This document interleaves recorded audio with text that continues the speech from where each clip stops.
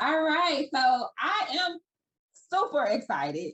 I don't think I can hold the energy in. I was trying to, but I don't think I can because if y'all was here like a good 5 minutes before, Jasmine shut it down. She has anointing over her, y'all. It's just amazing, and I'm so excited to announce, just introduce her, and just bring it to place. So I'm just gonna go into it because I know I could be long with it, y'all. So I'm gonna go into it.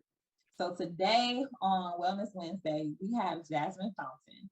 She is not only my friend, she is my sister in Christ. But let me tell you what else. She has a degree in sociology with a specialization in community relations, and has a specialty in African American studies. So I am super, super excited. And that's just the degree, y'all. I didn't even get to like all the amazing things she does. So, but without further ado, I have my amazing sister here with me, Jasmine Fountain. Hi, everybody. It's so good to be with you tonight. Thank you so much, Tay, for having me. I'm excited. Awesome, awesome. So I asked everyone this same question, but what does manifestation mean to you? Tay, is your internet? Is it my internet or your internet? It's lagging. Yeah, I didn't want to get too far before I said something. Cause does it look good on your end? Good. It looks good on your end. Yeah. Really? Okay, I'm sorry, girl. I messed up your whole video. On my end, it's like it took you like 30 seconds to get out one word. That's why I was like shuffling because it was like your face got long. It must be my Am end. I still moving right No, now you're good. Okay, we're gonna go back. Maybe we're gonna redo it. Okay, I'm sorry, girl. I just wanted to say something because just in case it was like I don't want to be like we record the whole thing. Okay, good thing is I can edit it, so we just gonna keep going. Okay, we can keep going. I'm gonna start back over. I put all these bloopers in, okay? All of them. Okay, all right, one. I'm gonna take my glasses off. Okay, go ahead. My bag come out, girl. You know I can't laugh that hard. Just... Oh wait, I won't be able to see my notes if I don't have my glasses on. Never mind, back on. Okay, my bad, girl. No more mistakes. I got this. All right. All right, Jesus. All right, here we go. All right, y'all. All right. What's up? We are here with Manifest 31. This is episode Wellness Wednesday with Jasmine Fountain, evolving from within. Now, if y'all was here probably like 5 minutes before, Jasmine shut it down. It is an anointing on this woman that I cannot explain, but y'all are going to see it. Y'all are going to see it because it just comes out naturally. She just shines bright. But without further ado, I'm going to tell you a little bit about Jasmine, and then we're going to dive in. So Miss Jasmine Fountain, it has a degree in sociology with a specialization in community relations, but she also has a specialty in African American studies. But that's just base level. Like that's just base level to what she does. Like there's so much more, and we're gonna get into it. So without further ado, Miss Jasmine Fountain. Hey everybody, it's so good to be here, and thank you, Tay, for being the ultimate hype woman. Look, you are definitely an encourager, girl, so thank you for hyping me up. It's the truth. So I'm gonna jump into it because I'm ready for people to hear you and hear how you evolve and how they can take some steps into evolving into the person they are. So before we get there, because it's Manifest 31, we got to talk about it. What does manifestation mean to you? So when I think of manifestation, I think of embodying the things that God has created us to be, embodying the things and the identities that he says that we behold. So he tells us, that we are chosen, that we are holy, and that we are beloved. So how do we manifest that? How do we embody it? If you believe that you're chosen by God, then it gives you this ability to say, okay, no matter who else is against me, my Father is for me. And so that gives you a different walk. So let's say, for example, I'm in the middle of doing my ministry. Other people walk away from my ministry. Maybe they don't have the vision like I do. Maybe other things come up. Maybe they get busy. But because I know I am chosen by God to carry this through, I'm going to manifest in this earth realm the things that he's called me to do and the person that he's called me to be, which is an ambassador to Christ. And I think that takes different manifestations, right? Because if you are manifesting the fact that God says that you are holy, then that means that you can go behind the veil. You don't have to get a word from God through somebody else or through a sermon or through a song. And it's not that there's anything wrong with those things, but if you are manifesting the fact that you're his daughter and you are embodying what Christ did on that cross, then that means you get to go straight to the Father, that you have direct access to him, that you can get a word directly from him. And if you know that you are beloved and you manifest that in the earth realm, then that means basically you no longer have to accept or believe you have to accept, because you never had to accept, or believe you have to accept the low opinions or low hanging fruit of others. And what that means is sometimes when we don't know we're beloved and we're not manifesting that identity as the beloved, then we will accept whatever people give us, whether that's the sloppy seconds, whether that's the lack of commitment, whether that's the infidelity, whether that's someone who's talking about you behind your back and whatever it might look like. But when you're manifesting that identity as beloved, then you tolerate less, not because you don't love them, but because you know who you are actually loved by. And you don't need them because you are manifesting the perfect love of Christ, which says you are complete and lacking nothing, no matter what's going on, no matter who has what to say about you.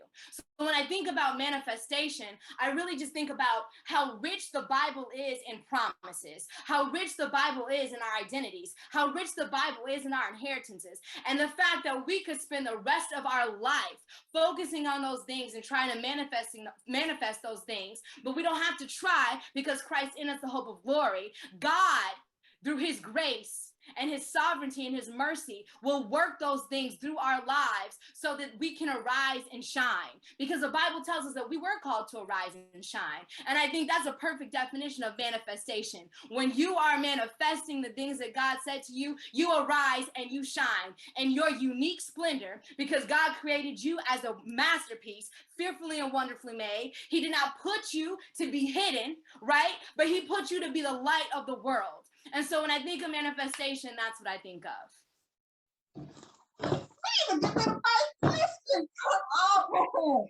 Y'all, did I tell you? I always got nothing to grab. I'm trying to write down notes. I don't have no pen. Man, you just lit it on fire. Okay, you just lit it on fire, and I just want to repeat something that you said was when you are manifesting, you are rising and shining. But it's because of God. Because of God. And I'm just okay. Whew. All right, y'all. We're gonna keep going. We're gonna keep that was the small minute show. Okay. I'm excited. So we talked about what manifesting means to you, and we got some insight into that, but I still question, who is Jasmine Fountain? Who is this woman I'm looking at? I like to say that I am God's masterpiece, but also his work in progress, because it has been a long journey. But what I do know about myself for sure, because our identities, they're ever developing, right? Because there's so much richness in who the Bible says we are. We're constantly growing in those things. We're going from glory to glory, from faith to faith. But what I do know about myself as who I am right now is I am the daughter of Christ. I am the daughter of God. I am the beloved bride of Christ. I know this about myself because God has been faithful to me. Even when I wasn't faithful to him, he's always come back to me. He's always reminded me of who I am and how much he loves me. And he's always given me me a different path. Even if I try to go left, he gives me a different path to come back right where he is. And so what I know about myself for sure is that I am the daughter of God. And what I know about myself for sure is that Christ has called me to be his bride, just like he's called you and all of us to be his bride. And so when I think about my identity, I think about that. And I think that the woman I am aspiring to be is a woman that has visionary faith, a woman that walks in the unconditional love of God, and a woman that exudes the beloved integrity of God's daughter. And so I think that that's who I am, is I know I'm a daughter, I know I'm a bride, and who I'm aspiring to be is just a faith-filled woman who's doing just exploits for the kingdom. Okay. Wow. Okay. That's what I got to say. Wow. Powerful. Just period. Like that's it. Wow, period, powerful, period. That's it. That's all I got. That's all I got. But now we are here at the main topic of this episode, which is evolving from within. And the reason why this topic was titled that was because in life, you are ever evolving. Things are constantly changing. Life situations are constantly happening. Decisions have to be made. That's one thing that's constant, is change. So this topic, I asked you to be the one to talk about it, because that evolution of change that you also have to go through adversity, learning yourself, becoming the person you are today. It didn't just happen overnight. And it's still not just up, I evolved, I'm done. No, it's constantly happening. So I would just ask for you to tell us a little bit about your evolution and any advice that you will give anybody else that is currently in evolution. Yeah. I would say that my process of evolution, like you said, it's been ongoing. It will go all the way up until I die, obviously, and leave this earth. But I think that it really started when I was a teenager. I would read like a lot of self-help books because like in my own family, I didn't see, there was no talk of mental health help, right? We didn't talk about it. It was taboo. You don't need a counselor. You just need, God. But the thing about it was I was never taught about a relationship with God. I was just taught, you don't want to go to hell, basically. So believe in Jesus so you don't go to hell. So I didn't understand the fullness of the gospel. And so because I didn't understand the fullness of the gospel, when I wanted transformation, I turned to self-help books, like secular self-help books. And I'm not saying there's anything wrong with that, but what I'm saying is those books never helped me to transform.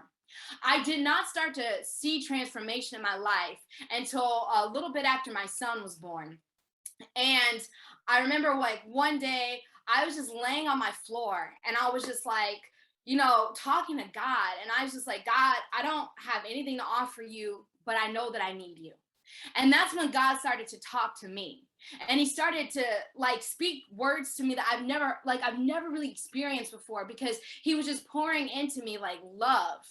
And so at that point, what ended up happening is I started my journey. It gave me confidence, like knowing that God loved me despite everything he saw. Because when I tell you, your girl has committed pretty much every sin in the Bible, your girl has done it, okay? So if God could love me despite everything he saw, I was like, well, I need to come out of hiding. Because what had happened and what had stunted my evolution so much was wearing the mask. To my family, I was, a scholar. I was a hard worker. I was paying my own way through college. I was on it. To my friends, I was a partier. I was just out there, I was out there. Let me leave it at that, right? To my professors, I was like that person that was sitting in the front row in all my college classes going to all the office hours. But behind closed doors, I was miserable.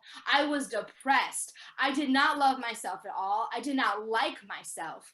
I literally it got to a point where I was begging God every night to end my life, because I grew up in the church, and you hear in the church that if you commit suicide, you'll go to hell. I don't believe that's true. However, I did at the time. So I was too afraid to commit suicide. So I would just pray like, God, please just don't even wake me up in the morning. And so part of like my depression was that I felt like I had no one I could talk to. I felt like I had all these skeletons in my closet. Like the only reason people liked me or would be in my vicinity is because I gave off this facade of being perfect, which we know is ridiculous. Who is perfect, right? So when I got with God and he started to just talk to me about how much he loved me, it freed me to take my first step.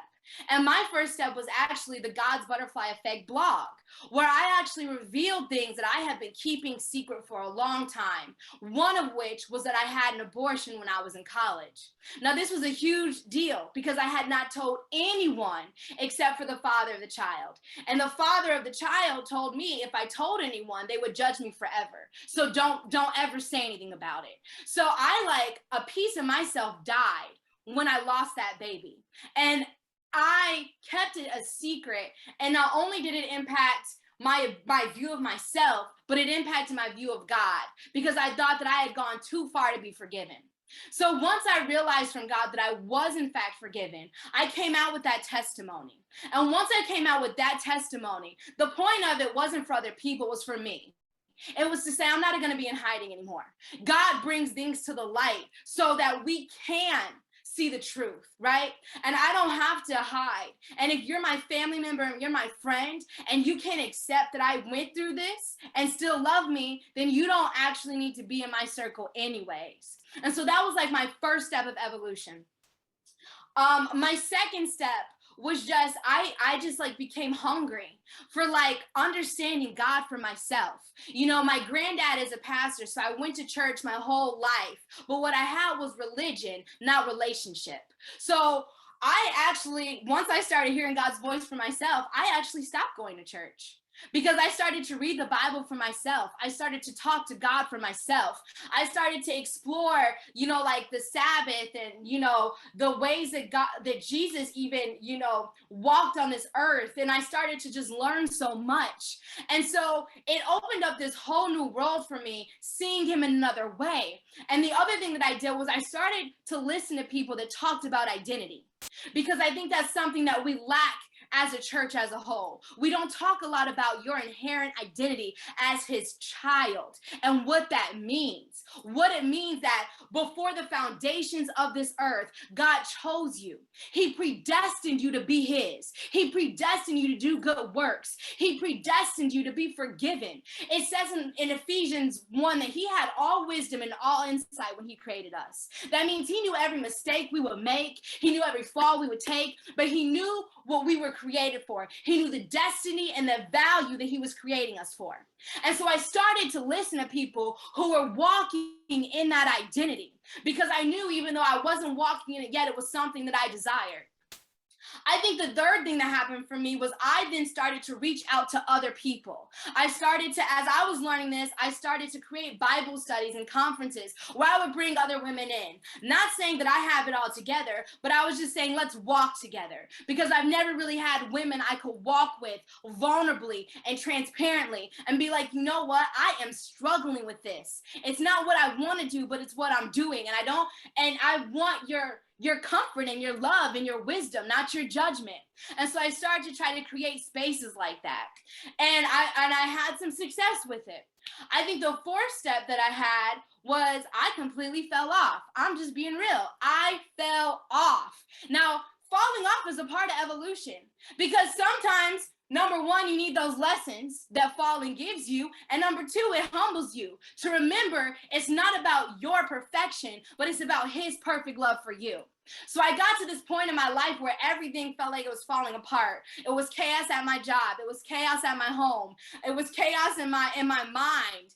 And I just kind of fell away from God. I believed in him. I knew he was real. I knew he loved me. I knew he existed. But I was just like, you know what? This is too much happening. I can't handle it. And I started going back to old coping mechanisms. And what ended up happening was one night I was going to a party and I went ahead and I put on my religious hat that said, okay, God, I'm going to see you after this party gets over. I'm going to see you tomorrow morning, right? And I remember walking in the party. I remember God saying to me, Jasmine, I am with you wherever you go. And it rocked me to my core Because my whole life I have built this belief system, and I had this stronghold that God's only with us when we're at church, that God's only with us if we're at Bible study, that God's only with us when we're in prayer or we're doing the right thing. But here I am about to go to this party. I'm be real, Cardi B, alcohol, whatever is there. And he's like, I'm still with you. And that was a part of my evolution that actually rocked me. And so what ended up happening after that actually comes back to your next question, which is dealing with massive change. Because after I went through that, God allowed me to see what I had been settling for, because I did not realize how for me he was. And so once I realized how for me he was, I quit my job, I walked away from a relationship, and I moved across the country. This all happened during a pandemic, okay? All the changes, right? The changes, right? So what I ended up doing in this season, though, was I really pressed in. One thing I remember God so strongly telling me at the beginning of all this, when I was making all these changes, was that he wanted me to become the woman of my dreams. So that's one word of encouragement or question I would ask you guys is, what does it look like for you to become the man of your dreams and the woman of your dreams? Not to be in the box that everybody else has put you in, not to put your career or your finances or your relationships or your ideas in a box, but to really be the person that you want to be, the person that God created you to be. The next thing that happened in that season was I learned how to take care of myself. I learned how to meditate to the point where I learned how to write my own meditations, and I would record them on my phone and I would listen to them. I learned that it was okay for me to take time for myself, to rest, to eat healthy, to work out, to do the things that I wanted to do, not for a vain ambition or motive. And I think that's key in your process of evolution. Because you see, we can work out for a vain ambition, right? Because we want to look cute in a swimsuit so everyone else looks at us and they're like, ooh, ah. Or we can work out because we recognize our body is worthy of being taken care of. And so that's another word of encouragement or advice I would give you, is think about the motives behind why you are doing things. Because why you're doing things should reflect back to you honoring the wonderful vessel that you are of God's love. The next thing that I had to be able to do when I was dealing with this change and working to evolve was I had to be willing to let people go. Because sometimes people want to hold you to who you were, not to where you're going. And when I say who you were, Tay, I mean who you were yesterday. I don't care if yesterday I did something. If today I'm deciding I'm going to be different, you either see me for where I'm going or you can be a part of my past. But I am not going to let you and your opinions of me and what I've done in my past keep me from becoming all I'm supposed to be. And so I think, for me, what I would say to people just as a word of encouragement is that God is with you in the process. And because you can know that God is with you in the process, and it talks about that over and over again in the Bible. There's countless parables that Jesus gives of the prodigal son, receiving that son back, of the one sheep that leaves the 99. We always think of that one sheep that leaves the 99 as those who have never been saved, right? But it can be the sheep that's been saved, right? And Jesus will leave to come get you. The point of what I'm saying is that in this process, know that God is with you. And therefore, you can trust him in your process. And you can celebrate the progress that you make. Because the thing about God is his love is what transformed you. I remember for me, one thing that transformed the way I dressed is I went one day and I was at BB and they had this big sale going on. So I picked out this jumper and how my cleavage hanging out, I was looking snatched, I'm being real. And I was in the dressing room thinking, oh girl, you cute. And God said, Jasmine, that's not something my daughter will wear. You're too beautiful for that. Now, he didn't say, Jasmine, you look like a trial, go cover up. He said, you're too beautiful for that. And that changed the way I dressed, not from a place of condemnation, but from a place of God seeing me and honoring my body. What's my point in that? His love will change you because he has a why that is rooted and grounded in love for everything that he tells you to do and not to do. So instead of being so focused on don't do this and do that, go to God and say, God, I'm doing this. I'm hurting in some way. I don't know why I'm doing it. I don't know why I'm craving it. I know something is missing. I need you. Let his love heal you. I hope I answered your question. Look, I'm sitting over here all smiles, like, and guess what I did? I took notes, y'all. I was ready for y'all. For everybody that needed to pull out everything that Jasmine just said. So I just want to summarize some things that I pulled out of everything that you said, because I thought it touched on so many different levels.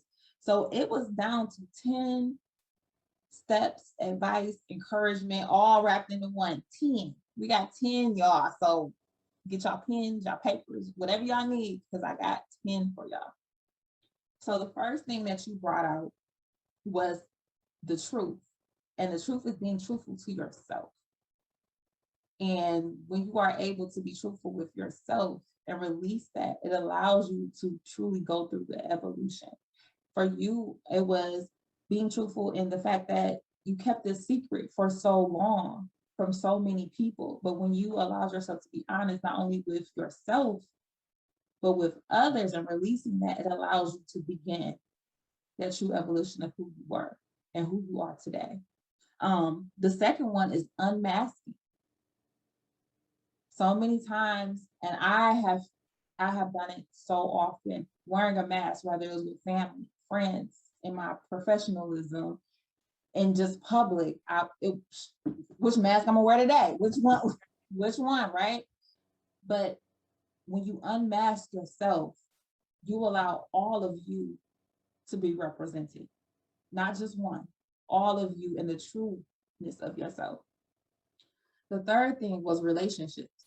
So not just the relationship with God, which was the key to everything, but the relationships you had with other individuals. The people that you allow in your space is vital. Who can you be vulnerable with?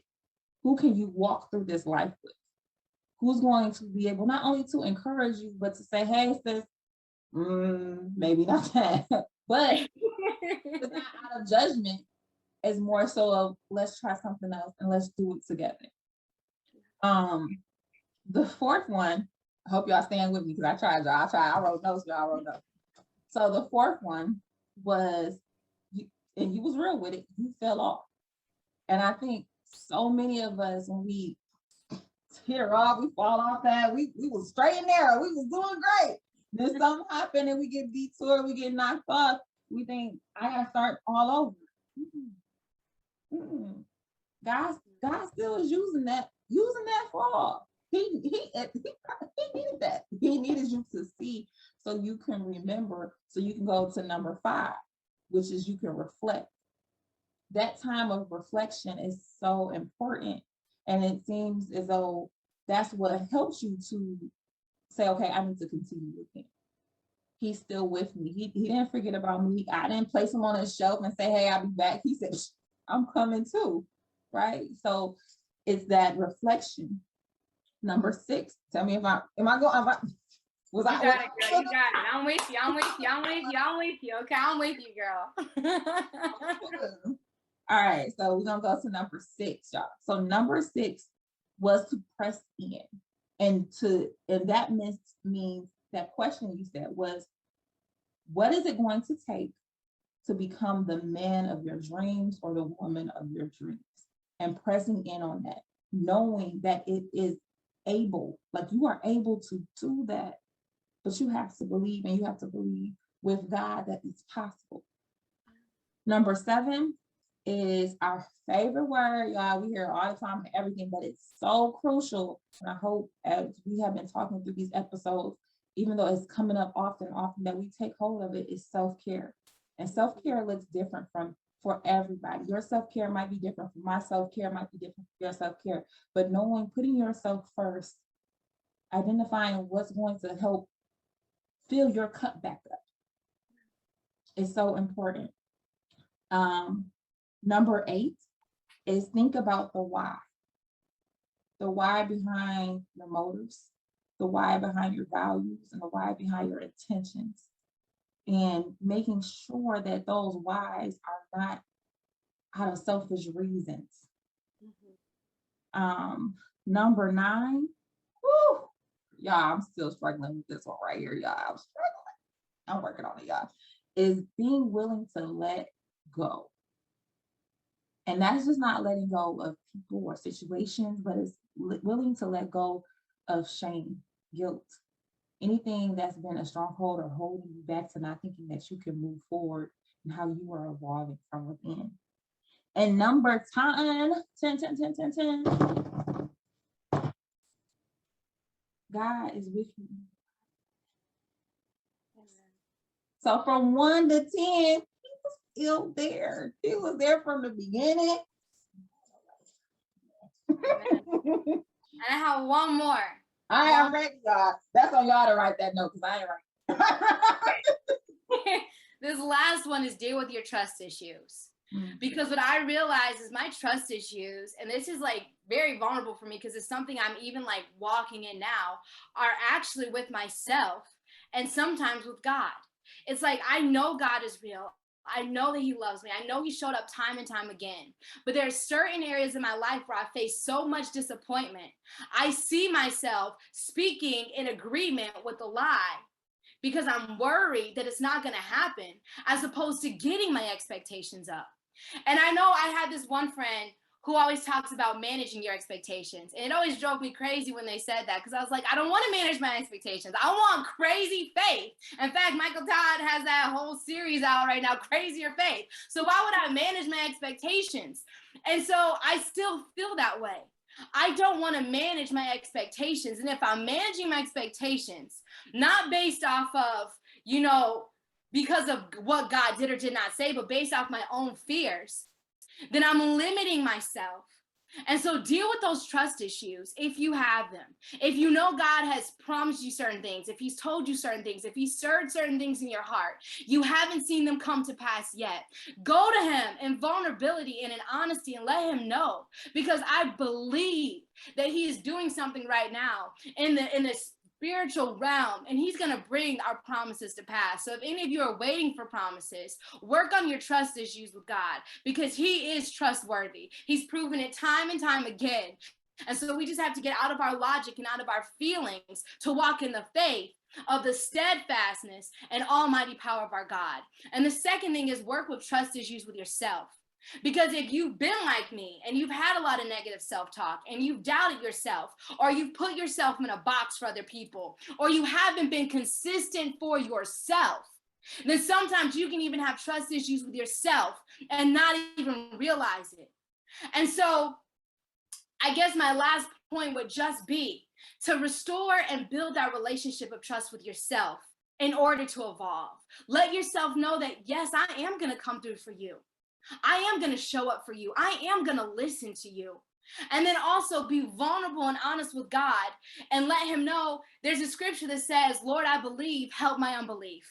Let him know that you still believe in him, but you want help with your unbelief. Because what God says, he gives this parable, Jesus gives this parable of the persistent widow.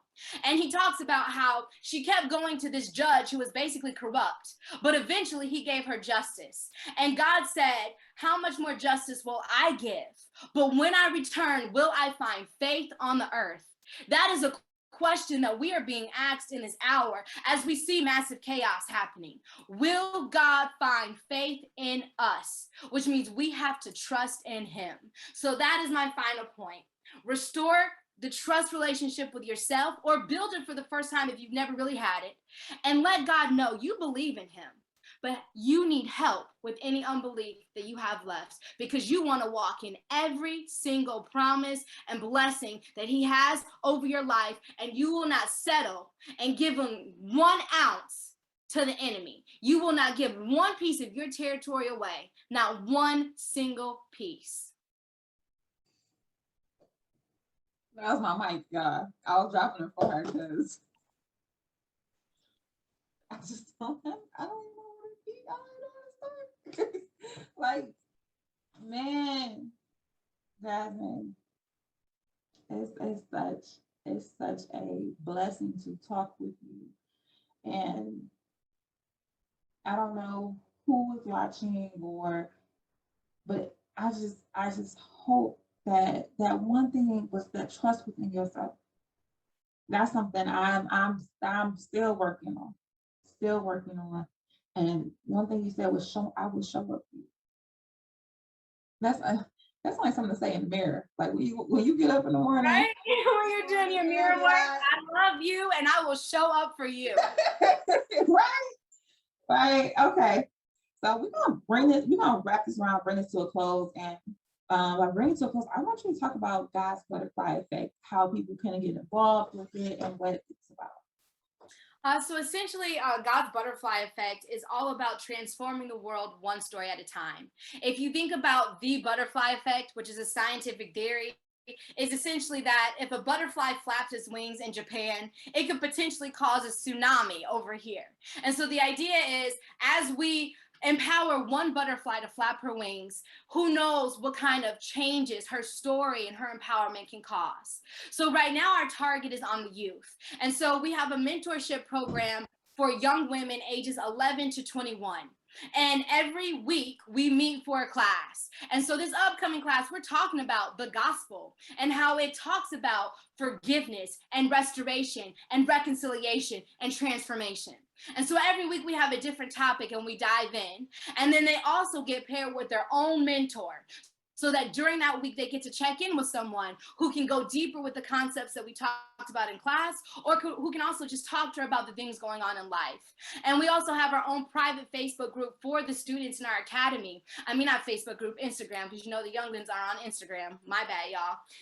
For the academy, we're on Instagram, where we encourage them. We highlight their birthdays, things like that. We just create a safe community where they can reflect and get prayer, things of that nature. And so this program is completely free. Again, it's from ages 11 to 21. They get a Bible, they get a journal, they get a mentor, they get weekly classes.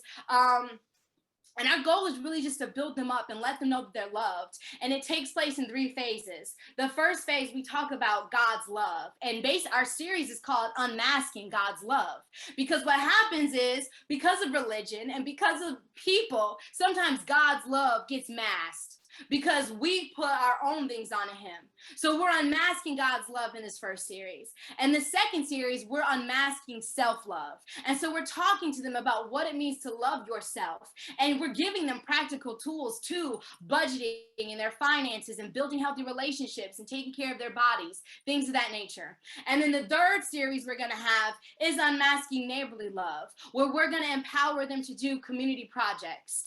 And so those are the 3 phases for God's butterfly effect academy. Now, God's butterfly effect is for women, and that's not really going to get picked up until this next January, but we'll be hosting Bible studies and workshops and things of that nature for women. So if you are a woman that is interested in being involved, or you know a young woman, you can contact me. My email is jasminefountain@gmail.com. But also you can find me on Instagram at God's Butterfly Effect. And we welcome any woman who wants to partner along with us in this journey of transformation, and know that our whole goal is to create a safe space where you can thrive, where you don't have to lie, where you don't have to wear a mask, where you don't have to pretend about where you are in your walk, or where you are with your feelings with yourself, or with your trust with God. The whole goal of this is to be open so that we can evolve together. And so again, everything that we do, I mean, is like free. So if you need it, we're here for you, and feel free to reach out. And we also are looking for mentors. So if you feel like, you know what, I like the mission, I want to mentor someone, we'll be taking on more mentees in the next couple of months. And so if mentoring is something that you're interested in, also feel free to reach out to me. Awesome, awesome. So that is jasminefountain@gmail.com. God's Butterfly Effect on Instagram and Facebook. And Facebook. And then do you have a website? The website is godsbutterflyeffect.com. Awesome, awesome. So I'm gonna also, you might see it scrolling across the screen, y'all. Definitely at the end of the show too. But if you missed it or anything, just reach out. I'll definitely connect you. So I just want to say thank you. You're welcome. Thank you for having me. I appreciate it.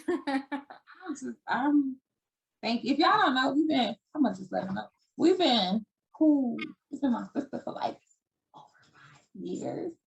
And how we met was crazy, right? Like she reached out to me in a time where I literally had just prayed to God. I was like, God, I don't know. I want to learn who you are. I want you to be a part of my life. I want to walk with you, but I don't know how to do it. And the next thing I know, Jasmine was reaching out to me. I did not know her. And I'm like, sometimes God moves like that. And he moved in some amazing people. So I'm so grateful that I have been able to connect with you. Amen. God is good. And I'm so grateful for the divine connection. So you've been a blessing in my life. So I appreciate you and God. Awesome. I love you. I love you. And until next time, manifestation. Bye, beautiful.